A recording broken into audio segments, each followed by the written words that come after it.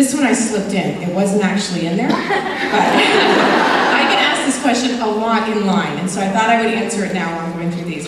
I get a lot of questions about the covers. Just so you know, I have not been featured on any of my covers, and I'm not really sure why people think that's my eye and those are my hands, but it's not. Those are professional models. As far as, I think the cover of the host is pretty obvious in the novel. I think it, is a good representation. The Twilight books are all metaphors on the cover, well, mostly metaphors on the cover. The first one with the apple is the idea of forbidden fruits and the idea of a choice, because the apple is being held out to you. Are you going to take a bite? It's not mandatory, it's your choice.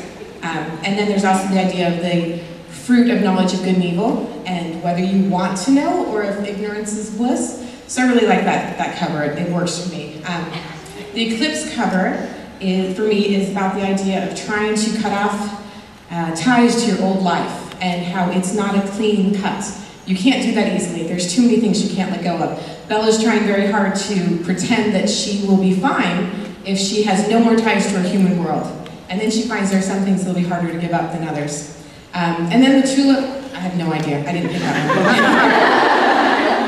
one. All right. You've mentioned how your characters come alive and write themselves. Have you ever found they try to hide their faults from you or lie to you? I'm guessing this person's a writer. Right there. Do you write? Okay, I thought you must. I haven't really so much felt like a character has tried to lie to me, but there is one particular character that I wrote into the novel, and it was Rosalind. And she had no personality, she was absolutely flat. She was just this really pretty wallpaper for a very long time. And then as I was editing, it was like the little light bulb coming on over my head. I realized, oh, Rosalie doesn't like Bella at all, does she? And it was like she'd kind of been keeping that from me. And once I figured out exactly how she felt about Bella, her character just snapped into being perfectly round for me. So every now and then there's like some key element that just doesn't come through right away. I have 4 books in the Twilight Saga. I'm not sure if I will continue after the 4th one or not. It will be the last one from Bella's perspective. And the reason why 4 books is because this is the story length. I've always known the story, I've always known the end. Well, since Twilight was written, I knew the end.